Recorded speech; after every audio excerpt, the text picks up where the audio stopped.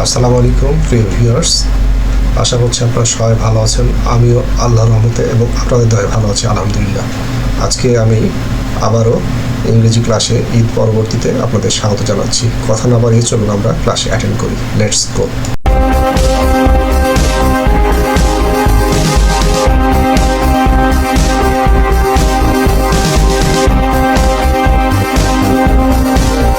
স্বাগত সবাইকে। আজকের আলোচনার বিষয় কারক। বাক্যের অন্তর্গত ক্রিয়াপদের সাথে অন্যান্য পদ তথা নাম পদে যে সম্পর্ক বা অন্যতায় কারক বলে। অর্থাৎ বাক্যের অন্তর্গত ক্রিয়াপদের সাথে ওই ক্রিয়াপদ ব্যতীত আর যে সকল পদ রয়েছে সে সকল পদের সাথে যে সম্পর্ক বা রিলেশন তার নাম কারক। কারককে 6 ভাগে ভাগ করা হয়: কর্তৃকারক, কর্মকারক, করণকারক, সম্প্রদানকারক, অপাদানকারক এবং অধিকরণকারক। আজকে প্রথমে আমরা আলোচনা করব কর্তৃকারক। বাক্যের অন্তর্গত ক্রিয়াপদের সাথে কর্তার যে সম্পর্ক বা অন্যই তাকে কর্তৃকারক বলে। ক্রিয়াপদকে কে বা কাকে দিয়ে প্রশ্ন করে যে জবাবটা পাওয়া যায় সেটা হচ্ছে কর্তৃকারক। আমি ভাত খাই, এখানে কে দিয়ে প্রশ্ন করলে আমি পাওয়া যায়, তাই এটা কর্তৃকারক। আর কারা দিয়ে প্রশ্ন করলে কারা বিদ্যালয় যায়, যাইকে যদি কারা দিয়ে প্রশ্ন করি তাহলে আমরা এখানে পেয়ে যাব আমরা। অর্থাৎ কে এবং কারা দিয়ে প্রশ্ন করে জবাব পেলে সেটাই হবে কর্তৃকারক। বাক্যে ক্রিয়াপদটাকে চিহ্নিত করতে হবে। ক্রিয়াপদকে কে দিয়ে বা কারা দিয়ে প্রশ্ন করলে জবাব পেলে এবং সেই জবাবের নিচে যদি আন্ডারলাইন থাকে তবে কর্তৃকারক হবে। কর্তৃকারককে 4 ভাগে ভাগ করা হয়। মুখ্যকর্তা, যে নিজে নিজে ক্রিয়া সম্পাদন করে সে মুখ্যকর্তা। ছেলেরা ফুটবল খেলছে, এখানে ছেলেরা নিজেরাই ফুটবল খেলছে, মুষলধারে বৃষ্টি পড়ছে, বৃষ্টি নিজেই পড়ছে। প্রযোজক কর্তা, মূল কর্তা যখন অন্যকে কোনো কাজে নিয়োজিত করে, অর্থাৎ মূল কর্তাই হচ্ছে প্রযোজক কর্তা। শিক্ষক ছাত্রদের ব্যাকরণ পড়াচ্ছেন, এখানে শিক্ষক হচ্ছে কাজটি করছেন। প্রযোজ্যকর্তা, মূল কর্তা যাকে দিয়ে কাজ করান তিনি প্রযোজ্যকর্তা। যেমন শিক্ষক ছাত্রদের ব্যাকরণ পড়ছে, এখানে শিক্ষক ও পড়ছে, ছাত্ররাও পড়ছে, এখানে কাকে দিয়ে পড়াচ্ছেন? ছাত্রদের। এটা হলো প্রযোজ্যকর্তা। ব্যতিহার কর্তা, কোনো বাক্যে যে দুটো কর্তা একত্রে এক জাতীয় কাজ সম্পন্ন করে তাকে ব্যতিহার কর্তা বলে, বা একে অপরের ব্যতিহার কর্তা। বাঘে মহিষে এক ঘাটে জল খায়, এখানে বাঘ একটা কর্তা, মহিষও একটা কর্তা, উভয় হচ্ছে ব্যতিহার কর্তা। একইভাবে রাজায় রাজায় লড়াই, উলু খাগড়ার প্রাণান্ত। বাক্যের বাচ্য বা প্রকাশভঙ্গি অনুসারে কর্তা 3 রকম হতে পারে। আমরা পরবর্তীতে বাচ্য অধ্যায় যখন আলোচনা করব তখন এই উদাহরণগুলো সবার কাছে আরও সহজ হয়ে যাবে। কর্মবাচ্যের কর্তা কর্মপদের প্রাধান্যসূচক বাক্যে বসে, যেমন পুলিশ দ্বারা চোর ধৃত হয়েছে। ভাববাচ্যের কর্তা ক্রিয়ার প্রাধান্যসূচক বাক্যে বসে, যেমন আমার যাওয়া হবে না। কর্মকর্তৃবাচ্যের কর্তা বাক্যে কর্মপদই যখন কর্তৃস্থানীয় হয়, যেমন বাঁশি বাজে, কলমটা লেখে ভালো। আমরা আগামী দিন ক্লাসে, আজকে কারক চ্যাপ্টারটা সম্পন্ন হবে, আগামী দিন ক্লাসে সম্বন্ধ পদ, সম্বোধন পদ এবং বিভক্তি আলোচনা হবে, এবং তারপরই পরবর্তী ক্লাসটা ইনশাল্লাহ আমরা বাচ্য নিয়ে আলোচনা করব। তাহলে এই যে 3টা যে অংশ কর্তার, এই 3টা অংশ নিয়ে কারো কোনো কনফিউশন থাকবে না ইনশাল্লাহ। এবারে আলোচনার বিষয় কর্মকারক। বাক্যের অন্তর্গত ক্রিয়াপদের সাথে কর্মপদে যে সম্পর্ক তাকে কর্মকারক বলে। কর্মকারক বের করার নিয়ম: ক্রিয়াপদকে কি অথবা কাকে দিয়ে প্রশ্ন করলে যে জবাবটা পাবো সেই জবাবে নিচে যদি আন্ডারলাইন থাকে তখন ওটা কর্মকারক হয়ে যাবে। আমরা এই বাক্যে যদি প্রশ্ন করি কি খাই, তখন জবাব পাই ভাত। একইভাবে প্রশ্ন কাকে চিনি, তখন জবাব পাই রহিমকে। কি এবং কাকে দিয়ে প্রশ্ন করলে যে জবাব পেয়ে যায় আমরা, সেটা হলো কর্মকারক। কর্ম 2 প্রকার: মুখ্য কর্ম এবং গৌণ কর্ম। একটি বাক্যে সমাপিকা ক্রিয়াকে কি দিয়ে প্রশ্ন করলে যে উত্তর পাওয়া যায় তা মুখ্য কর্ম। উদাহরণ: বাবা আমাকে একটি কলম কিনে দিয়েছেন। এই বাক্যে সমাপিকা ক্রিয়া হলো কিনে দিয়েছেন। সমাপিকা ক্রিয়াকে কি দিয়ে যদি প্রশ্ন করি আমরা, তাহলে জবাব পাবো কলম। তাই এই বাক্যে কলম হচ্ছে মুখ্য কর্ম। মুখ্য কর্ম কলম, এবং আমরা এটা জানবো মুখ্য কর্ম সবসময় বস্তুবাচক হয় এবং সাধারণত মুখ্য কর্মের সাথে কোনো বিভক্তি যুক্ত থাকে না। আমরা বিভক্তি আগামী ক্লাসে ইনশাআল্লাহ আলোচনা করব। গৌণ কর্ম, একটি বাক্যে সমাপিকা ক্রিয়াকে কাকে দিয়ে প্রশ্ন করলে গৌণ কর্ম পাওয়া যায়। গৌণ কর্ম সাধারণত প্রাণীবাচক বা ব্যক্তিবাচক হয়ে থাকে। উদাহরণ আমরা লক্ষ্য করি, বাবা আমাকে একটি কলম কিনে দিয়েছেন। সমাপিকা ক্রিয়াকে কাকে দিয়ে যদি প্রশ্ন করা হয়, এই বাক্যে আমরা কাকে দিয়ে যদি প্রশ্ন করি, লক্ষ্য করে দেখি কাকে দিয়ে প্রশ্ন করলে আমরা পাবো আমাকে। তাই এখানে আমাকে হচ্ছে গৌণ কর্ম, আর এই আমাকে এটি হচ্ছে প্রাণীবাচক বা ব্যক্তিবাচক।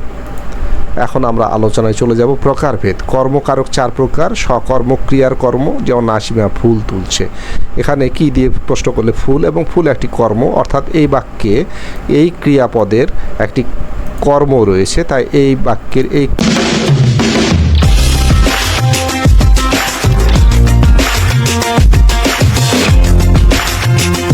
ক্রিয়াপদটি সকর্মক্রিয়া, এই কারণে এই কর্মকারককে সকর্মক্রিয়ার কর্ম বলা হয়। প্রযোজক ক্রিয়ার কর্ম, ছেলেটিকে বিছানায় শোয়াও। এখানে এটা ইম্পারেটিভ সেন্টেন্স, এখানে সেকেন্ড পারসন সাইলেন্ট রয়েছে, সাবজেক্ট, এবং ছেলেটি এও সাবজেক্ট শোয়ার ক্ষেত্রে এখানে এটা হচ্ছে প্রযোজক ক্রিয়ার কর্ম। সমধাতুজ কর্ম, ক্রিয়াটি যে ধাতু নিষ্পন্ন, কর্মটিও সেই ধাতু নিষ্পন্ন হলে তাকে সমধাতুজ কর্ম বলে। খুব এক ঘুম ঘুমিয়েছি, অর্থাৎ কর্ম এবং ক্রিয়া যখন অনুরূপ হয় তখন সেটা হয়ে যায় সমধাতুজ কর্ম। উদ্দেশ্য বিধেয় কর্ম, দ্বিকর্ম ক্রিয়ার, লক্ষ্য করে দেখি, দ্বিকর্ম ক্রিয়ার দুটি পরস্পর অপেক্ষিত কর্মপদ থাকলে প্রধান কর্মপদটিকে বলা হয় উদ্দেশ্য কর্ম এবং অপেক্ষিত কর্মটিকে বলা হয় বিধেয় কর্ম। যেমন দুধকে উদ্দেশ্য কর্ম, মোরা দুগ্ধ বলি, দুগ্ধ হচ্ছে বিধেয় কর্ম। করণকারক, কর্তা যার দ্বারা ক্রিয়া সম্পাদন করে তাকে করণকারক বলে। ক্রিয়াপদকে কিসের দ্বারা, কিসের দিয়া, কিসের কর্তৃক, কিসের সাহায্যে, কিসের মাধ্যমে, কিসের মারফতে প্রশ্ন করলে যে জবাব পাবো সেটাই হবে করণকারক। আমি ফুটবল খেলি, কিসের দ্বারা খেলি, ফুটবল দ্বারা। সে সাইকেলে আসে, কিসের দ্বারা আসে, সাইকেল দ্বারা আসে।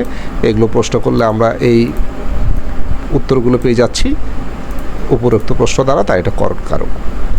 আমরা লক্ষ্য করে দেখি, খুব ইম্পর্টেন্ট চ্যাপ্টার, সম্প্রদান কারক। কর্তা যাকে কোনো কিছু বিনা শর্তে অর্থাৎ শতত্যাগ করে দান করে তখন তাকে সম্প্রদান কারক বলে। সম্প্রদান কারক অবশ্যই ব্যক্তিবাচক হবে। ক্রিয়াপদকে কাকে দিয়ে প্রশ্ন করলে জবাব পেলে সম্প্রদান হবে, এবং এখানে অবশ্যই দান করা বোঝাতে হবে। আমি গরিবকে টাকা দিই, কাকে দিই, এখানে কাকে দিয়ে প্রশ্ন করলে এখানে গরিবকে পেয়ে যাব, এটা সম্প্রদান কারক। আর এখানে ক্রিয়াপদ কিন্তু দিই। কারক নির্ণয়ের ক্ষেত্রে আমাদের সবচেয়ে ইম্পর্টেন্ট আলোচনা যেটা, সেটা হলো ক্রিয়াপদ কিন্তু আগে লক্ষ্য করতে হবে। ক্রিয়াপদ চিনতে পারলে কারক বের করাও সহজ হয়ে যাবে। অপাদান কারক, যেখানে ক্রিয়া প্রকাশিত হয় তাকে অপাদান কারক বলে। ক্রিয়াপদকে কোথা হতে বা কোথা থেকে বা কার চেয়ে দিয়ে প্রশ্ন করলে যে জবাবটা পাওয়া যায় সেটাই হয় অপাদান কারক। সাধারণত এখানে কিছু থেকে শুরু, চলন, গমন, ত্যাগ, পতিত, বর্জন, ধ্বংস, বিরত, বিচ্যুত, জাত, সৃষ্টি, আরম্ভ, উৎপন্ন, দুর্বৃত্ত, গৃহীত, রক্ষিত, ভীত, পালানো ইত্যাদি বোঝায়, তুলনা ইত্যাদি বোঝায়। উদাহরণ, বিচ্যুত, গাছ থেকে ফল পড়ে, এখানে গাছ থেকে ফল, বিচ্যুত হলো। গৃহীত, শক্তি থেকে মুক্ত মেলে বা ঝিনুক থেকে মুক্ত মেলে, এখানে গ্রহণ করা হচ্ছে মুক্ত। জাত, জন্ম নেওয়া বা উৎপন্ন হওয়া, জমি থেকে ফসল পায়, জমি থেকে। একইভাবে পাপে বিরত হওয়া, এখানে বিরত হওয়া বোঝাচ্ছে। দূরীভূত, দূর হওয়া, দেশ থেকে পঙ্গপাল চলে গেছে। রক্ষিত, বিপদ থেকে বাঁচাও। আরম্ভ হওয়া, সোমবার থেকে পরীক্ষা শুরু। উৎপন্ন হওয়া, তিলে তৈল হয়। ভীত হওয়া, বাক্যে ভয় পায় না কে। এগুলো এই পয়েন্টগুলো থাকলে আমরা জানি অপাদান কারক, সো এগুলো সবগুলোই অপাদান কারক হয়ে গেল। অর্থভেদে স্থানবাচক, দূরত্ব জ্ঞাপন এবং নিক্ষেপ। স্থানবাচক, যেমন তিনি চট্টগ্রাম থেকে এসেছেন, কোথা থেকে এসেছেন, চট্টগ্রাম থেকে, অপাদান কারক এবং স্থানবাচক। দূরত্ব জ্ঞাপক, ঢাকা থেকে চট্টগ্রাম 200 কিলোমিটারের বেশি। ঢাকা থেকে, কোথা থেকে, ঢাকা থেকে। নিক্ষেপবাচক, বিমান থেকে বোমা ফেলাছে, কোথা থেকে, বিমান থেকে। নিক্ষেপ বা পতিত। এবার আমরা আলোচনা করব অধিকরণ কারক। অধিকরণ কারক আমরা লক্ষ্য করে দেখি, অধিকরণ কারক বলতে ক্রিয়া সম্পাদনের সময়, বিষয় এবং আধার বা স্থানকে বোঝায়। ক্রিয়াপদকে কখন, কবে, কিসে, কোথায় দ্বারা প্রশ্ন করে যে জবাব পাওয়া যায় সেটাই হচ্ছে অধিকরণ কারক। আধার অধিকরণ, আমরা রোজ স্কুলে যাই, কোথায় যাই, স্কুলে। কাল অধিকরণ বা সময় অধিকরণ, প্রভাতে সূর্য ওঠে, কখন ওঠে, প্রভাতে। আধার অধিকরণকে 3 ভাগে ভাগ করা হয়, কাল অধিকরণ বা কালাধিকরণ, আধারিধকরণ এবং অধিকরণ কারককে 3 ভাগে, কালাধিকরণ, আধারিধকরণ এবং ভাবাধিকরণ। কালাধিকরণ বা কাল অধিকরণ, কাল বলতে সময়, যে সময় ক্রিয়া সম্পন্ন হয় তাকে কালাধিকরণ বলে। যেমন শরতে শাপলা ফোটে, কখন ফোটে, শরতে।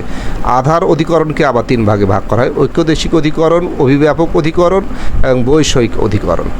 প্রথমে আলোচনা করব ঐক্যদেশিক অধিকরণ। বিশাল স্থানে যে কোনো এক অংশে ক্রিয়া সংঘটিত হলে তাকে ঐক্যদেশিক অধিকরণ বলে। যেমন পুকুরে মাছ আছে, এখানে পুকুরে যে কোনো এক স্থানে আছে বোঝাচ্ছে। একইভাবে বনে বাঘ আছে, আকাশে চাঁদ উঠেছে।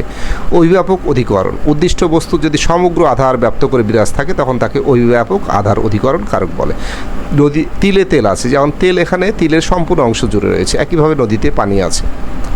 বৈষয়িক অধিকরণ, বিষয় বিশেষে বা কোনো বিশেষ গুণে কারো কোনো দক্ষতা বা ক্ষমতা থাকলে তাকে বৈষয়িক অধিকরণ কারক বলে। যেমন রাকিব অঙ্কে কাঁচা কিন্তু ব্যাকরণে ভালো। অঙ্কে ব্যাকরণে এগুলো বৈষয়িক অধিকরণ। একইভাবে ভাব অধিকরণ কারক, একটি ঘটনা ঘটলে অপর একটি ঘটনা ঘটে, অর্থাৎ পূর্ব স্থানের ঘটনাটি যদি বিশেষ স্থানীয় হয় তবে তাকে ভাব অধিকরণ কারক বলে। আরও সহজ ভাষায় একটা ঘটনা আর একটা ঘটনাকে যখন প্রভাবিত করে, যেমন সূর্যোদয়ে পদ্ম ফোটে, অর্থাৎ সূর্য উদয় হলে পদ্ম ফুটছে, এখানে দুটো ঘটনা ঘটছে একসাথে, এখানে সূর্যোদয়ে হচ্ছে ভাব অধিকরণ। একইভাবে সূর্যোদয়ে অন্ধকার দূরীভূত হয়, কান্নায় শোক মন্দীভূত হয়, হাসিতে মুক্ত ঝরে, জলে কুমির ডাঙায় বাঘ। তো আমি আশা করছি সবাই আগামী ক্লাসে বিভক্তি, সম্বন্ধপদ এবং সম্বোধন পদ সম্পর্কে জানতে পারবে এবং তারপর ক্লাসে আমরা বাচ্য নিয়ে আলোচনা করব। সবাইকে ক্লাসে থাকতে আমি অনুরোধ জানিয়ে আজকের মতো বিদায় নিচ্ছি এবং গ্রুপে অবশ্যই এই লেসন যেটা আমি তৈরি করেছি তার পিডিএফ ফাইল দিয়ে দিব। সবাই ভালো থাকবে। আল্লাহ হাফেজ। প্রিয় ভিউয়ার্স, সুপ্রিয় শিক্ষার্থী ও সম্মানিত অভিভাবক, যদি ক্লাসটি ভালো লাগে তাহলে ক্লাসটিতে একটা লাইক, একটি পজিটিভ কমেন্ট, ভিডিওটি শেয়ার এবং সেই সাথে আমার চ্যানেলটি সাবস্ক্রাইব করে পাশে থাকবেন। ইনশাল্লাহ অতি শীঘ্রই অন্য কোনো প্রয়োজনীয় ভিডিওতে আবারও আপনাদের সামনে হাজির হব। সেই পর্যন্ত সবাই ভালো থাকবেন, অন্যকেও ভালো রাখবেন। আল্লাহ হাফেজ।